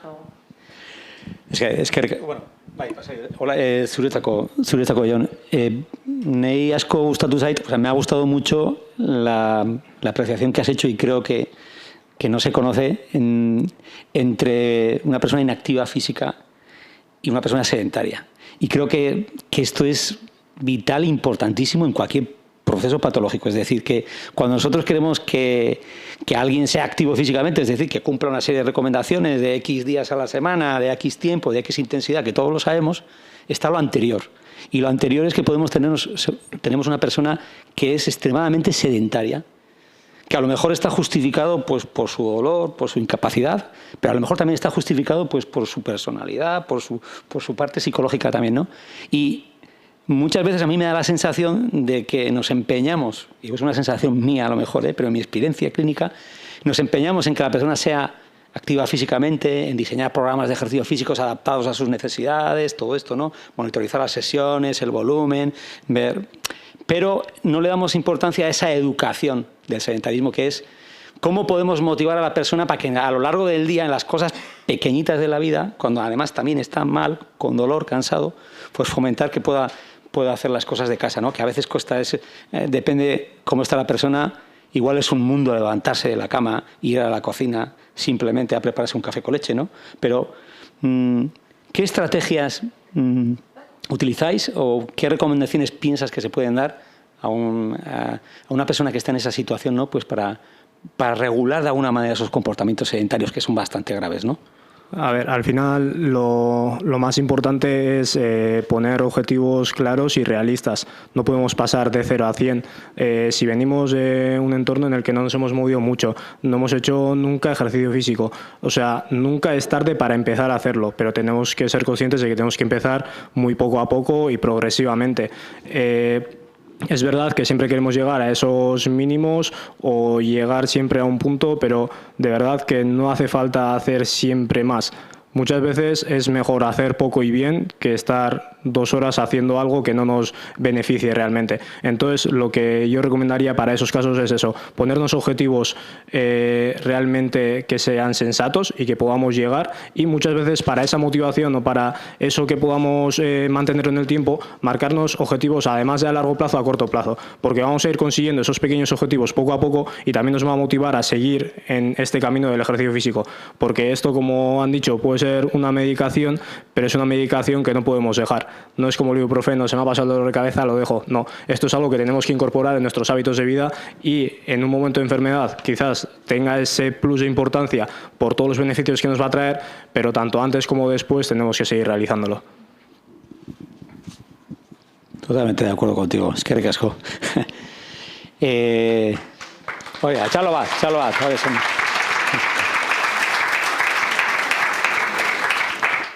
Ordu bat eta laurden dia, eta bigarrengo tanda bat prestatuta daukat galderana, baina utzingo dut hor. Nik uste dut orain 15 minutu zuenak diala aprobetxatu mesedez, porque hemen esparru ezberdineko jendea dago, eta uste dut galdera asko daudela. Neri mintzat galdera asko tortzen eskit burura, osea que aprobetxatu aukera. Aprovechar, decía, nos quedan 15 minutos y creo que seguramente tenéis ganas de preguntar muchas cosas porque los temas son súper interesantes. Entonces, os doy la palabra a vosotras porque creo que merece la pena. Bai, nik garbientzako, paziente onkologikoa naiz, 39 urtekin linfoma cerebral bat detektatzen die, kimio asko hartu beharra izan dut, autotrasplante bat, oraindik 2 urte pasata, tengo restos de toxicidad, eta esaten dut, ¿cómo disminuir esa toxicidad? Ya sé, pues, alimentazioa, nariketa, baino hori luzatzen nahi da, usten dut gauzak nahiko ondo itiet jutela, eta, a ver si acelerar un poco esa disminución. Ezin dizut, entzun nahi dezuna esan nahi dizut, ez da modu, nik uste kontatzen dezunagatik ondo aizeala, azkenean bizitza estilo osasuntsu bat eramatea litzateke toxizidade hori jaisteko modua, eta gure bizitzan edo gure gizartean normaltzat hartzen ditugun ohitura batzuk ez dira bizitza osasuntsuaren barruan sartzen, beraz hori kontutan edukizazu, bale? Eta ezingo nizuke gauza gehiegirik esan, argi gelditzen da kirola horrere sartzen dela, eta utzi horri. Bai, luzea da, maratoia da.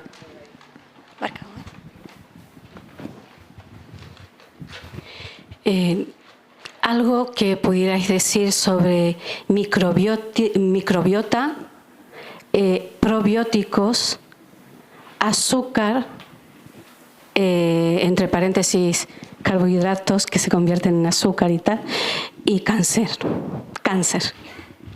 Doy por hecho que la pregunta es para mí. Espero. Podéis aportar, ¿eh? Una pregunta muy interesante, ¿eh?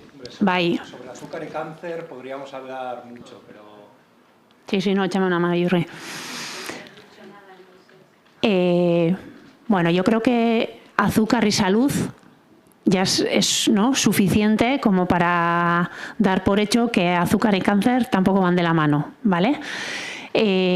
Microbiota es un tema que se está estudiando mucho, que van a salir cosas, lo tengo clarísimo, pero en este momento no te puedo decir nada en concreto, ¿vale? Y con eso deduces el tema de los probióticos, ¿vale? O sea, no hay unos probióticos específicos para el paciente oncológico, ¿vale? O probióticos específicos que nos vayan a ayudar en el proceso oncológico, ¿vale? Pero es algo que va para adelante, que está en auge, que se está estudiando un montón y que, o sea, insisto, seguro que de ahí van a salir cosas. Y luego tipos de dietas, ¿no? Cuando decías lo del azúcar me ha venido un poco lo de la dieta cetogénica y bueno, pues hay cositas, pero yo en este momento, no sé si alguno de mis compañeros sabe decir algo más, pero yo no me atrevo a decirte más.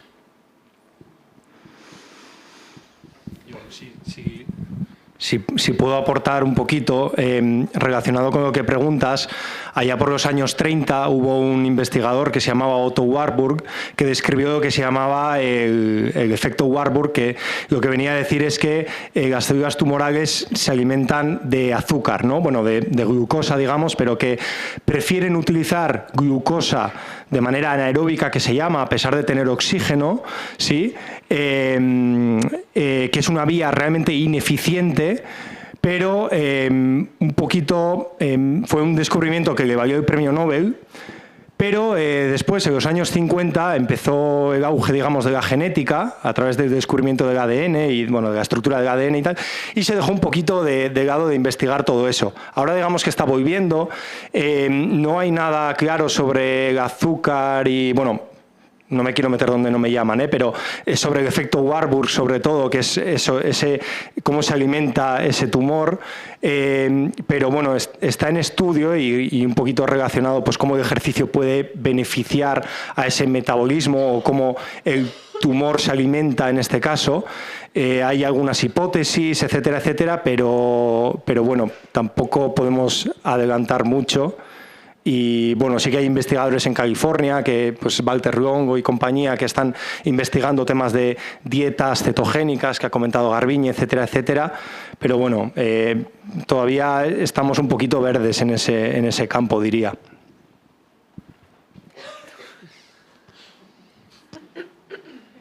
Hay una pregunta allí, sí.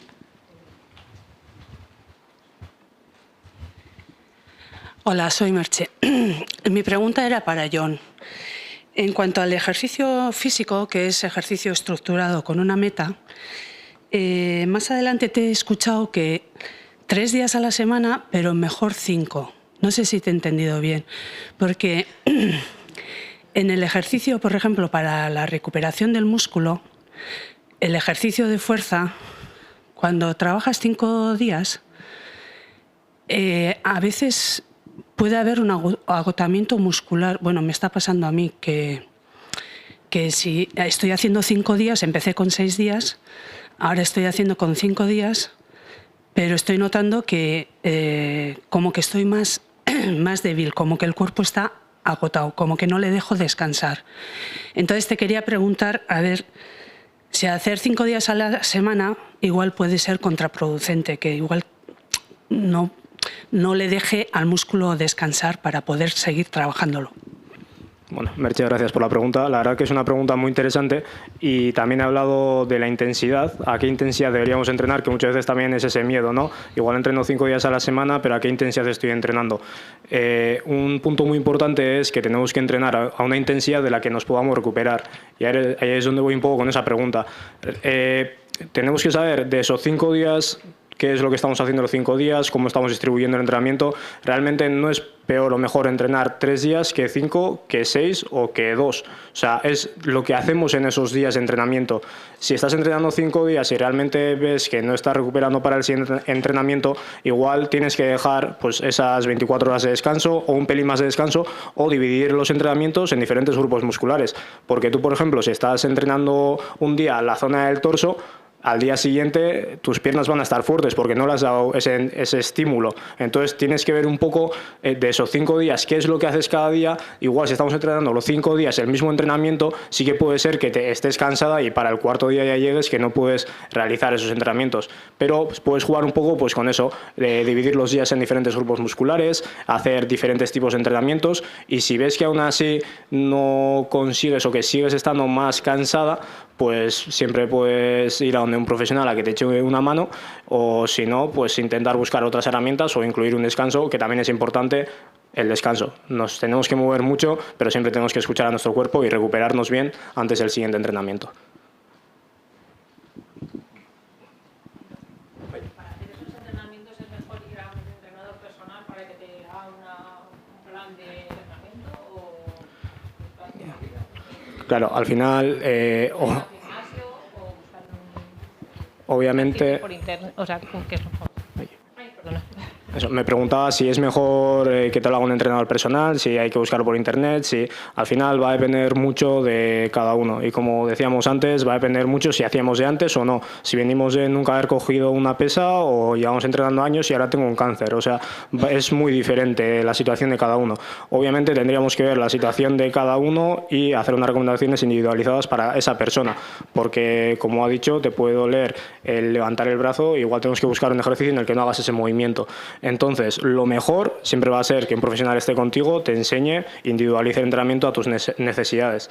Pero también sabemos, como han preguntado antes por el tema de nutrición, por ahora educadores físico-deportivos en el hospital, estamos solo mi compañera Maren y yo, que estamos realizando investigación, pero no es un servicio que podamos dar a los pacientes. Sí que hay otras asociaciones que pues tienen ese servicio, pero por ahora es algo que te diría, si tienes la opción económica, que es a lo que entramos siempre, puedes hacerlo, si no, hay que buscar otras herramientas como pueden ser asociaciones y poco a poco yo creo que se está avanzando en ello. Gracias.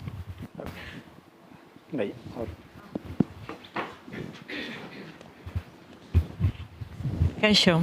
A ver, yo quería, respecto a los que hacéis fisioterapia, saber hasta qué punto hacéis también una intervención manual, porque habláis sobre todo del ejercicio, pero en pacientes oncológicos, ¿hasta qué punto podemos intervenir pues, con masajes, con diatermias, con herramientas que son añadidas y si es compatible con el tratamiento oncológico? Que conteste ella mejor, porque yo estoy más en el ámbito del ejercicio, entonces creo que ella os contestará mejor. Bueno, nosotros hablamos del ejercicio terapéutico en general, pero luego yo he puesto las intervenciones que hoy en día estamos haciendo a nivel asistencial. Es verdad que ahora en Osakidetza y estamos trabajando en ello, nos estamos actualizando y estamos revisando mucha evidencia y intentamos tirar por las líneas que tienen evidencia. Sí que se actúa cuando hay... aunque se esté en un tratamiento oncológico, se esté recibiendo una quimioterapia, una radioterapia y surge una consecuencia, se deriva al servicio de rehabilitación y el fisioterapeuta actúa, bien sea en el centro de salud o en algún caso me ha tocado ir al domicilio. Se actúa a nivel... no sé, es que manual yo no lo llamo al masaje. O sea, manual puedo llamar a que si hay una complicación de una cicatriz, hay una restricción de movimiento a consecuencia de una cicatriz, se trabaja la cicatriz. Eso yo le llamo una terapia manual de fisioterapia. Si se trabaja una cicatriz que está limitando un movimiento, por ejemplo. Si se trabaja a nivel manual una transferencia a una persona que puede estar con una polineuropatía y no es capaz igual de levantarse y necesita ayuda de un familiar, se le instruye al familiar, se le instruye al paciente cómo hacer una transferencia de manera segura, cuidando al paciente, cuidando al cuidador. O sea, intervenciones manuales no... Es que has dicho manuales, masajes, o sea, yo manuales sí, masaje, o sea, un masaje en una cicatriz es un masaje y se hace un masaje en una cicatriz. No sé si te referías a ese tipo de masajes o creo que por la pregunta otro tipo de masajes. A trabajar, por ejemplo, pues una persona que tiene, pues por la consecuencia del tratamiento, mucha limitación articular, pues precisamente porque esos tóxicos se acumulan, ¿no?, en las zonas de articulaciones, en la misma musculatura. Luego a la hora de hacer el deporte te cuesta la vida porque está todo como acartonado. Y entonces con el movimiento manual muchas veces, el masaje en concreto, se consigue flexibilizar y mejorar eso. Pero claro, luego el hecho de ser un paciente oncológico a veces limita el poderlo hacer o no. Y esa era la pregunta, si lo soléis hacer habitualmente. Por ejemplo, si hay una limitación articular que es una consecuencia y no se consigue un movimiento y disminuye la funcionalidad, un masaje, una movilización pasiva no tiene la evidencia que tiene una movilización activa. Si se le instruye al paciente y en torno a quien corresponda, y si el paciente es autónomo y solo el paciente, pues el paciente a cómo puede hacer ejercicios activos para ir ganando esa movilidad. Al final el que una persona, un paciente venga al centro de salud, vaya a un fisioterapeuta y si a esta persona le cuesta pongo un ejemplo, levantar la cadera o doblar la rodilla y yo voy y le muevo la cadera o le muevo la rodilla, en el momento que salga de la puerta le va a costar lo mismo mover esa rodilla, mover esa cadera. Sin embargo, si viene al centro de salud y yo le propongo una serie de ejercicios, situaciones, mira, pues de esta manera tú puedes trabajar la flexibilización de la cadera, te puedes poner una camilla y agarrarte de aquí, ir ganando un poquito esa movilidad de la rodilla que te falta, por poner un ejemplo, ¿eh?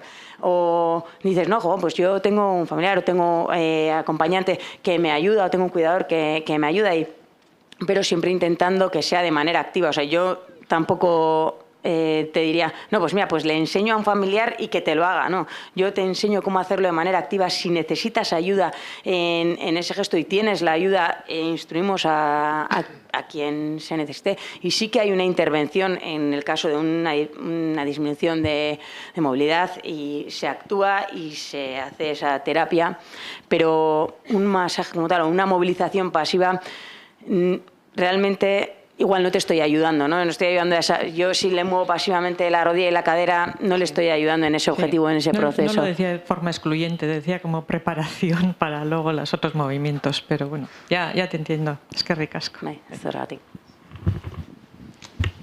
Bueno, pues ya tengo a la jefa de la derecha haciéndome así, a la de la izquierda todavía también me está haciendo así. ¿Azkeneko galdera? ¿Azkeneko galdera? Vale.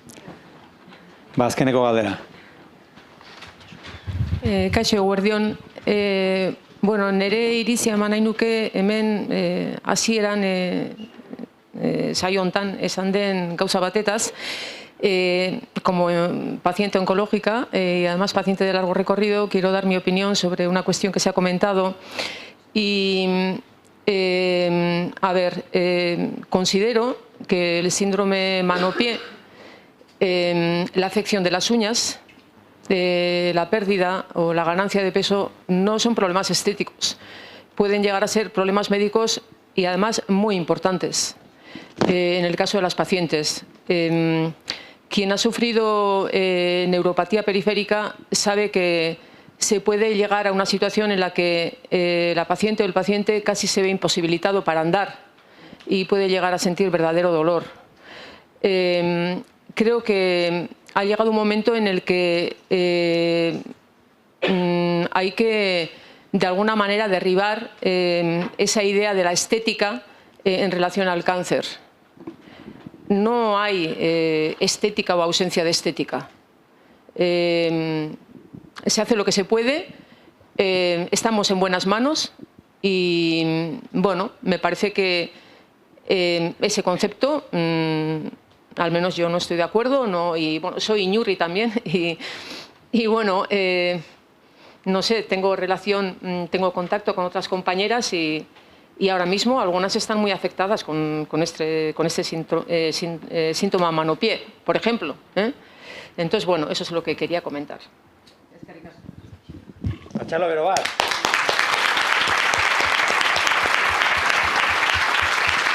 Bueno, ba, ordua respetatuko dugu, ni banaukan zerbait esateko baino. A ver, simplemente los he metido como efectos secundarios estéticos porque cuando preparé esto, el título que me pasaron que preparara era ese. No porque sean efectos secundarios estéticos exclusivos, simplemente es lo que me parecía que podía afectar más a la estética. Pero claro que no son, la más importante no es la estética. Para un paciente muchas veces le importa su apariencia exterior porque tiene que salir a la calle, porque para la gente por la calle le pregunta simplemente por cómo le ven, pero ya sé que la parte más estética la parte más importante no es la estética. El dolor, la incapacidad funcional, todo. Simplemente era una exposición de 5 o 10 minutos en la que me pasaron ese título para hablar. Vale.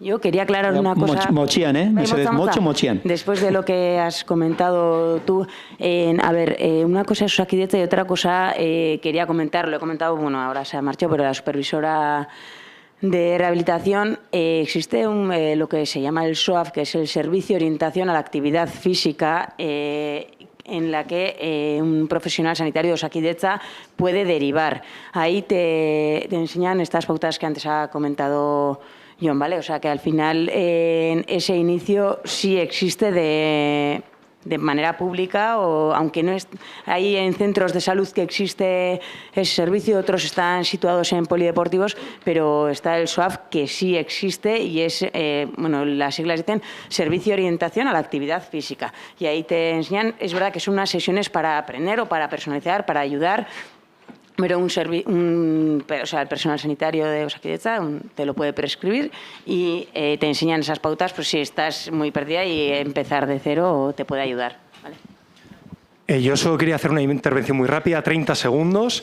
Pero no te atragantes. No me atraganto. Simplemente, ya que tenemos el privilegio de estar aquí en una mesa redonda de salud y bienestar, las personas que estáis aquí, los pacientes oncológicos que estáis aquí, estáis sufriendo la enfermedad, pero creo que es importante reivindicar el papel preventivo del ejercicio físico y la nutrición para prevenir enfermedades como el cáncer. Entonces, simplemente como reflexión, me gustaría invitaros a que, ya que sabéis las consecuencias que tiene sufrir una enfermedad de este tipo, invitéis a las personas de vuestro alrededor, especialmente vuestros hijos o hijos, nietos, etcétera, a que adopten junto con vosotros esos cambios de estilo de vida, porque a futuro van a poder prevenir todas estas afecciones. Punto, ya está. Pues ya está.